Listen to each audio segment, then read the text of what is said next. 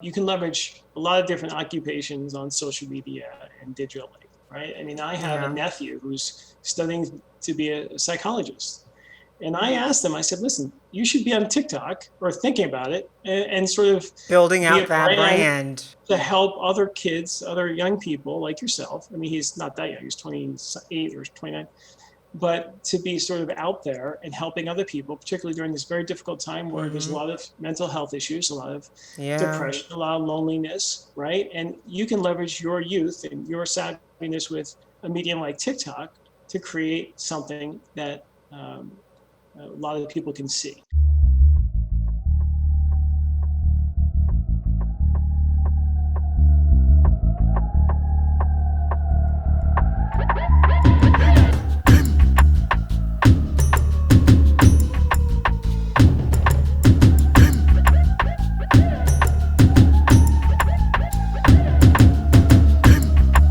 All right, James. Well, thank you so much for taking time to chat with us here at the Rosie Effect.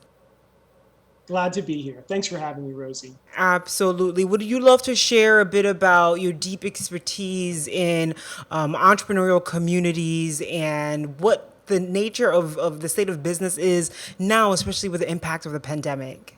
Sure. So I have been involved in the startup and entrepreneurship and innovation community for over 20 years. I ran an entrepreneurship center at Fairleigh Dickinson for most of 17 years. And then after that, I ran the New Jersey Tech Council, which is a large technology trade association. And so, it's part of my sort of life is helping entrepreneurs, helping businesses, helping people succeed in a rapidly changing environment. And that's why I'm excited to talk to you today because a lot of individuals have been impacted with the pandemic when we look at it from an economical level. I mean, at this point, with our US numbers, we're over 30 million in terms of unemployment rates. And I know a lot of individuals in my community are looking at entrepreneurial path and taking their skill set and being able to package it. So let's talk a bit more about how someone can basically begin that journey, right? Maybe they've been working within an industry, they have certain skill set, they might not even be aware that it's valuable in the marketplace. So what is that step one looking like for that individual? Well, number one, let me just address that it is a super difficult time right now. There are millions of unemployed, tens of millions. There are millions of small businesses. Some That have say been one quarter to impacted. one third will go out of business during Wow. this recession. So this is sort of tragic, right? On so many levels. So when we see the stock market go really high because of Amazon, Facebook, Google, The big and other, techs. it is not necessarily a depiction of the real pain that is affecting so many people, not only in the states but around the world, and that's really tragic. So entrepreneurship is just a great way for people to sort of empower themselves, right? So whether they start a lifestyle business, a side hustle, or a new venture that's going to be a unicorn, hopefully. So entrepreneurship is a way for people to sort of take control of their lives and either start a new business, start a side hustle, or start a new venture that will ultimately become hopefully a unicorn. So that's why entrepreneurship is a really important opportunity or approach for people to take, particularly during times of depression or recession or a downturn, when it may be the only way for them to sort of lift themselves up. And,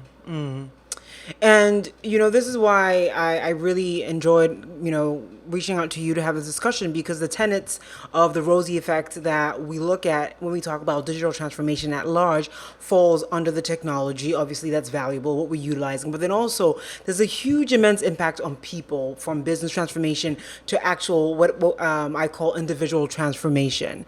And so, how does someone then get started, right? You've mentioned some of the value here when someone needs to go into entrepreneurship, what they could consider, things like that. But going from maybe the transition of a corporate role now into building their individual transformation, what is your advice, right, to individuals, to my leaders and my listeners, in being able to embark on that journey?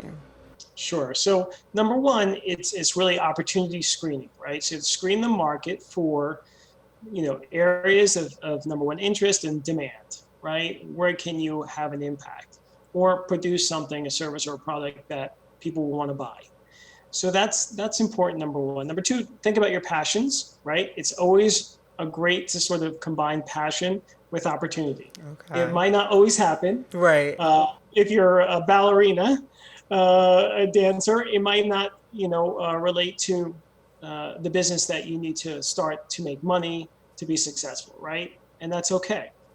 So that's important to understand the opportunities out there. So right now everything's going digital, right? As you know so well, clearly offering services to help businesses or people to become more successful in whatever they're doing could be one business, right? So again, look at your opportunity, do some opportunity screening, look at your passion, also look at your expertise. If you're coming from an area of expertise that you can sort of transfer and do it on your own, that would obviously make sense because you have all that experience, right? And that's a great asset for you. So I could say that you are of the mindset of the value to the marketplace is greater than someone's passions, as in that's the path that you'd recommend. Absolutely. You really have to understand the market, right? Ah, Because you can have the best product or service in the market. If no one wants it, then it doesn't it doesn't matter. align, doesn't align. So you've worked with a handful of, I mean, you're quite versed when it comes to guiding entrepreneurs in building successful organizations. What have you seen now with the pandemic has really created demand in certain areas and pushed certain things to not be as valuable? So, from your position, what have you seen to be areas of opportunity that individuals could start thinking about and looking into to connect it with your skill set or value to the marketplace? Right. So one of the big areas, as you know, everything's gone virtual, right? So if you Yes. could help a company or a business or a person to become more adept at either serving their customers virtually, that is a sweet spot right now. Most small businesses aren't really savvy on digital marketing or social media. That's clearly a pain point for them. So if they can get up to speed really quickly, that will help them survive and potentially thrive in the future. So that's really important. Some of the other things digitally, just again, smaller businesses need to sort of be more efficient in their back office operations. Helping with that is another opportunity where you could benefit another small business or an entrepreneur. So those are some areas that I think are our opportunities just really ripe right now because of the situation we are in. And then let's look at it from the angle of also upskilling individuals upskilling themselves to this journey of individual transformation. A lot of amazing organizations. I'm going to do a little plug in here for IBM where we have programming set up to position individuals to build up on their technical skills. And that draws in more people of color who might not even initially have that exposure in the first place to get their hands on and be well equipped to go for those kind of roles. So, what is your take when someone is starting from scratch, might not be aware of some of these resources? How do they go about reskilling themselves on that individual transformation journey? Well, clearly you've hit on something that's really important is lifelong learning, right? And during a pandemic, we all have a little more time, right? So clearly now is a time to take advantage of that. And there's so many opportunities, whether it's IBM or other organizations, to get relatively expensive or even free training. And so look at what's hot and what's going to be hot a few years from now, 5 years from now, 10 years, and try to get that skill set. And then keep updating that skill set because things change in technology, as you know, very quickly. So that's really important for people to understand that now is the time. Don't binge watch. We can take a Instead, break. We can take a break and.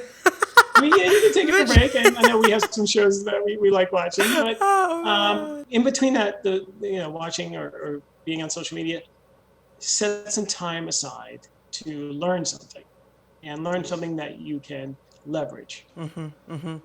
That's the beauty about this new phase. It's almost like giving us an opportunity to build our individual brand and be able to figure out how we utilize all these social platforms to create, you know what I mean, awareness and community around whatever that passion is. And that could lead on to the next role. It could lead on to the next opportunity, the next entrepreneurial venture. So it's pretty fascinating how, as much as there's much detriment to what the pandemic has brought, it's also opening doors for quite a vast amount of opportunity too. Yeah, no, absolutely. And I think everything can be sort of, you can leverage a lot of different occupations on social media and digitally, right? I mean, I have a Yeah. nephew who's studying to be a psychologist.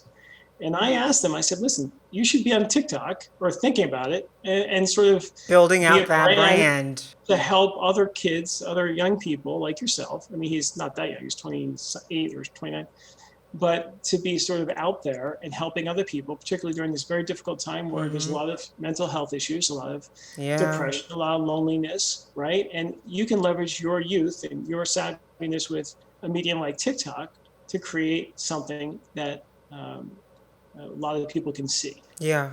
Wow. Yeah, that'd be an easy connect for someone like him, and within that demographic, they're more than willing to be open and listen to that. Share with me more about an experience you've had with an entrepreneur, especially if it's through this journey, how you've been able to support them or mentor or guide them in basically transforming their business to not only survive, but position them to be able to thrive with all that shaking on around us.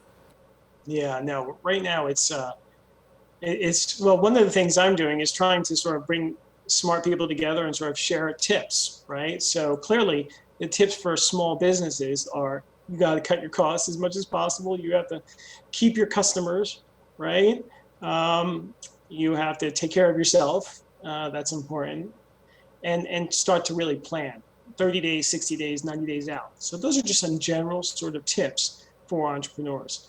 So one startup I'm working with right now is an energy startup, and they do solar energy, and it's really neat. And they're working with Acon and stuff, and so they're really Oh, that's great. gonna go places because there's a lot of, especially as we consider climate change, it's important. But those organizations need to sort of, even during this pandemic, uh, they need to sort of reach out more and get that secure those investors and those contracts right now. Now is a time where it's on even though it's a pandemic, climate change, which causes so many things.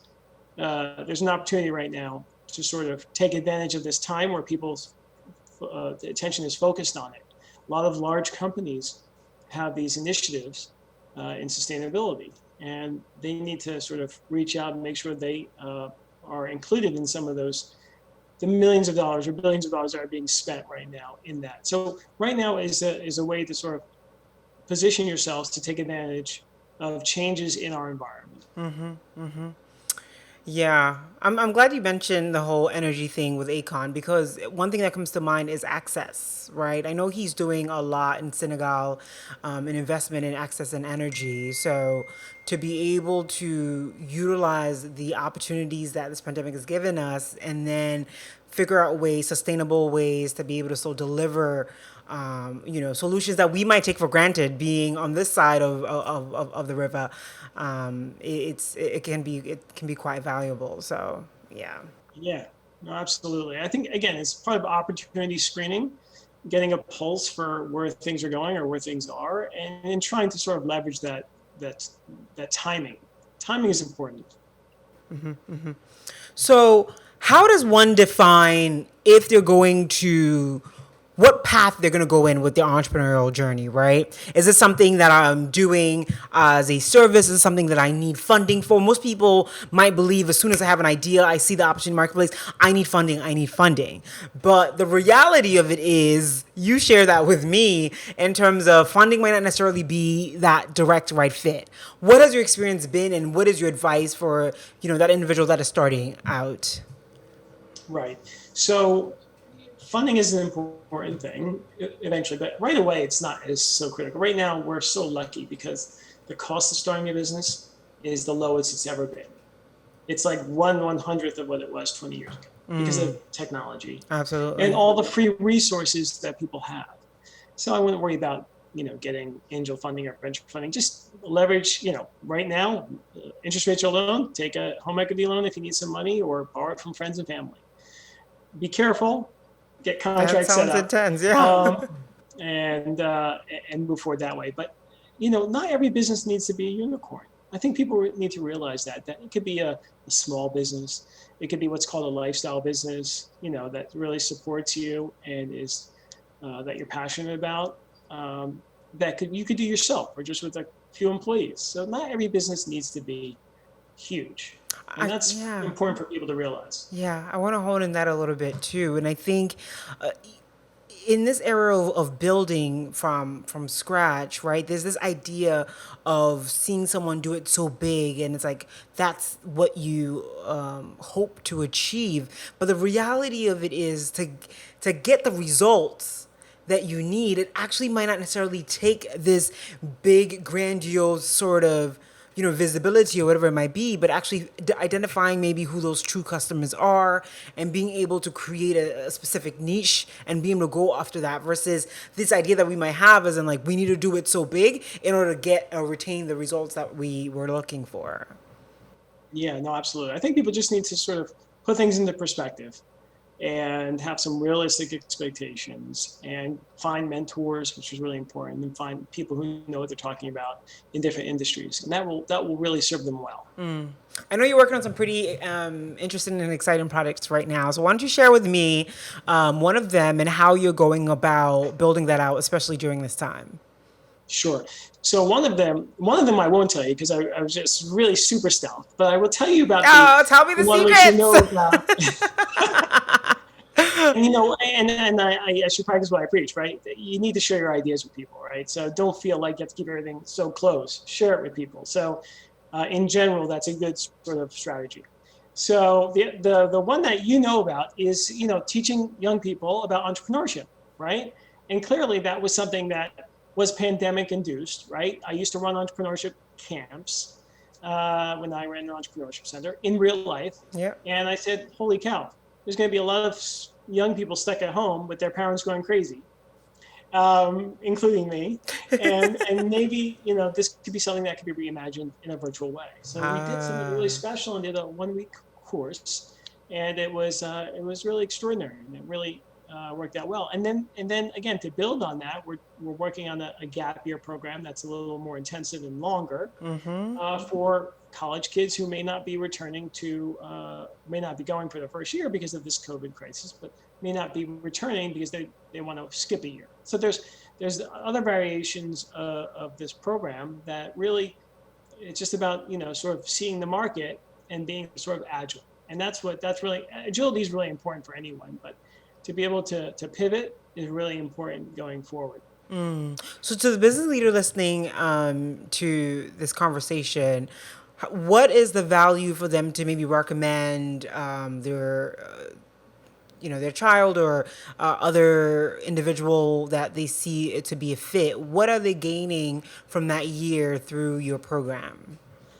So whichever form of the program, they're going to learn about entrepreneurship. They're going to be inspired. They're going to build a network, all things that can help them in their life, whether they become an entrepreneur, work for a small business, work for a corporation, work for a nonprofit. So entrepreneurial mindset is really important, whatever you do. And these days, again, as most people realize, young people are going to have a dozen careers, and they're going to probably be a freelancer or gig worker. So that's the reality of our future.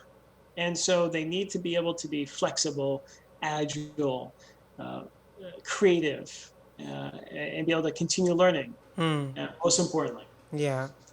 I get excited when I chat with leaders and they talk about this mindset, this idea of having the right mindset to pursue a certain thing. And it's funny because when I speak to individuals within digital transformation and the organizations that they've led to create change, coming in as consultants to transform financial institutions. I mean, I've heard some pretty amazing stories. And it's funny how the greatest challenge that they face at the core is the mindset of leaders. So, With everything that's going on, share with me how an individual can reposition their mindset to shift from all that's happening to them to see opportunity in all that's happening to them. Absolutely. So that's a really good question because people have to sort of get out of their comfort zone, right, and learn from other people in different industries. So now there's a million podcasts. Yes, there's one There's right so much here. content exactly with you and so many others in different industries, right? So Yes. they should start listening to things that they might not necessarily listen to, or watch things they might not necessarily watch, or follow people on social media, again, not necessarily celebrities, but people who are in different industries, to see what's going on, what's changing. And through that, they can come up with ideas, get creative, get inspired, and just have a richer life, right? And then when we get out of this crisis, we can meet people in real life, right? And go to different events and conferences and be more engaged with community and inspired and learning and be more successful all around. Yeah. Oh, it's funny. You talk about in real life, and I'm like, this is real now.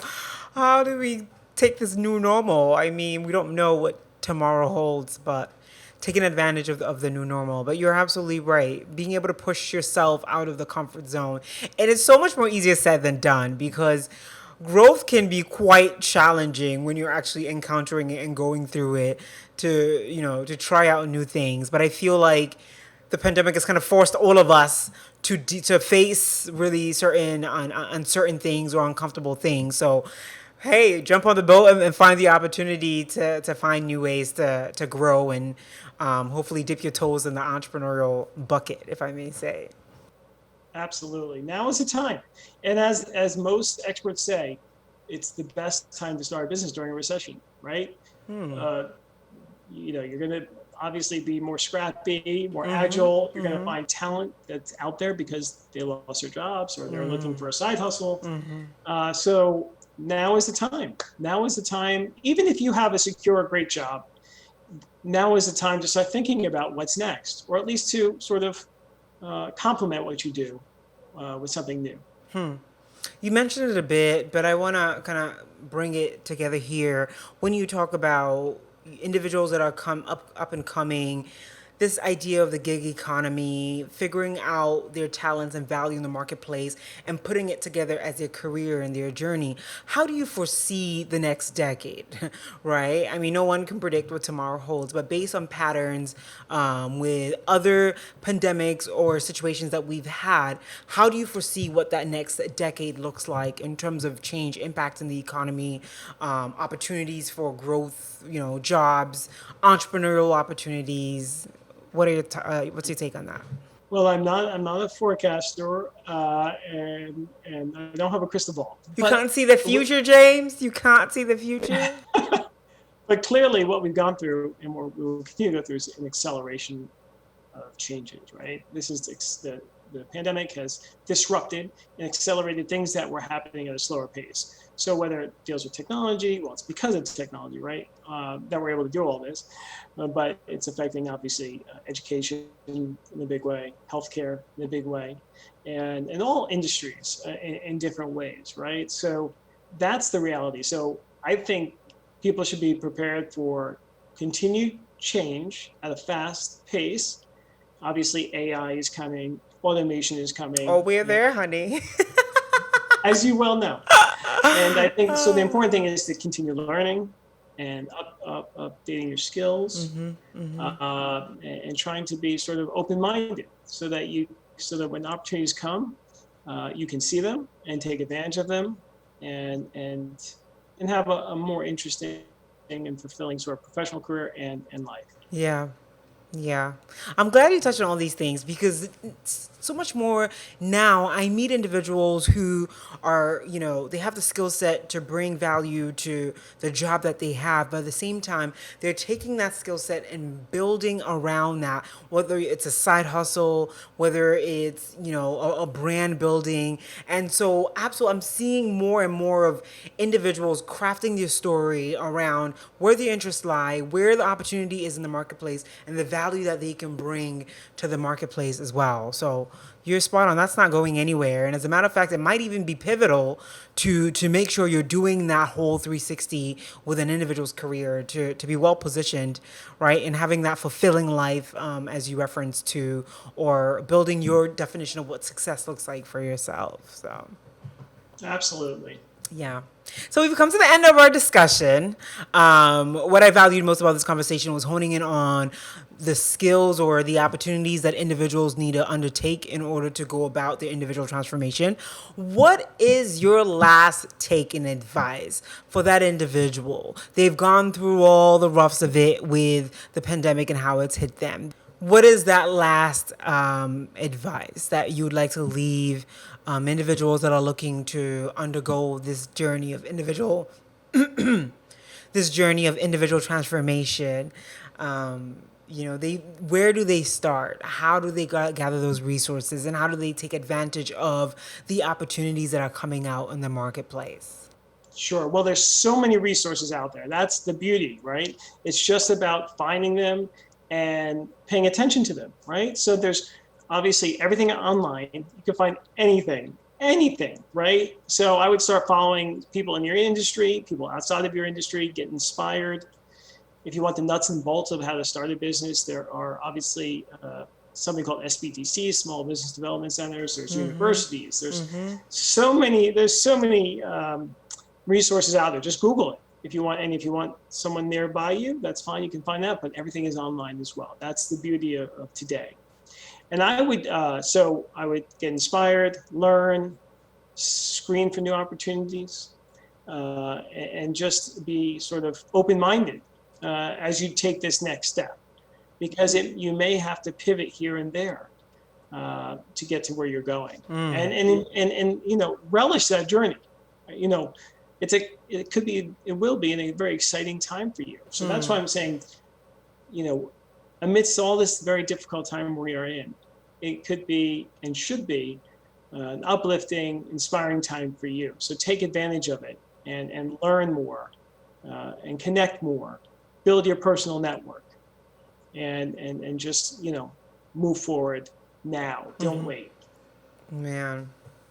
I was going to end it, but then you said something. I'm always like connecting to what people say. And you talk about this idea of needing to pivot. So at what point does an entrepreneur, especially someone that's starting from scratch, know when to pivot? Well, that's a really difficult question to answer. But, if you're getting advice from a personal advisory board or experts in the field, that will help, right? So if you're thinking about it, you can get advice. That's important, right? From industry leaders or people in the market, competitors, etc. It's it's a fine line. Sometimes you shouldn't pivot too quickly. Sometimes you need to pivot. So you have to sort of figure it out. It's something that comes with some time, because you don't want to give up too quick sometimes as well. Sometimes the best entrepreneurs always say, I persisted. I didn't give up.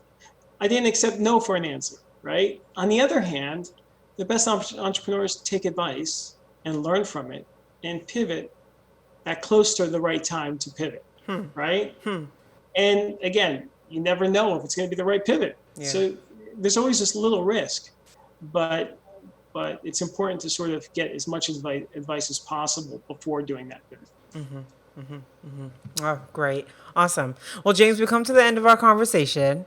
Thank you so very much for taking time to chat with us, sharing, your deep expertise in leading entrepreneurs onto their path of building successful businesses. And I am pretty sure there's value when we talk about now individuals looking to build out their individual transformation. So thank you so much and have a good rest of your day. Thank you. You too, Rosie.